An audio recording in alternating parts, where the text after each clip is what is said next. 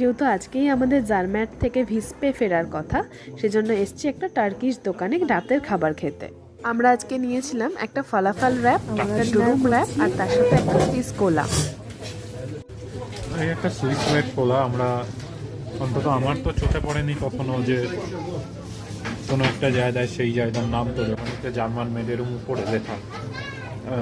ভিসপে আমরা যে হোটেলটা নিয়েছি, ভিস্প কিন্তু সুইজারল্যান্ডের একটা অতি পুরনো শহর, এবং এই শহরে যে এত সুন্দরভাবে আজকে রাতটা কাটাতে পারবো এটা আমার কাছে কিন্তু একটা অন্যরকম অভিজ্ঞতা। এখন যে হোটেলটায় আমরা যাচ্ছি, হোটেলটা কিন্তু আমাদের আগে থেকেই বুকিং করা ছিল। ইউরোপে কিন্তু রাত 9টা মানে অনেকটা। এখন রাত 9টা বাজে, চারিদিকে কতটা নিস্তব্ধ পরিবেশ দেখছেন।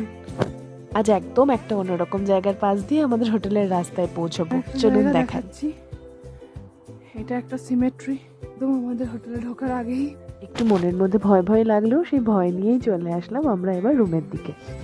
যেহেতু আমাদের হোটেলে ঢুকতে অনেকটা রাত হয়ে গেছিলো, তাই কি স্টেশনে চাবি রাখা ছিল, সেখান থেকে চাবি কালেক্ট করে আমরা আমাদের রুমে ঢুকলাম। ঢুকেই দেখলাম বেশ পুরনো একটা ক্যাথলিক হোটেল, এবং রুমগুলো সত্যি কথা বলতে খুব সুন্দর, একদম ছোট কিন্তু বেশ পরিষ্কার পরিচ্ছন্ন।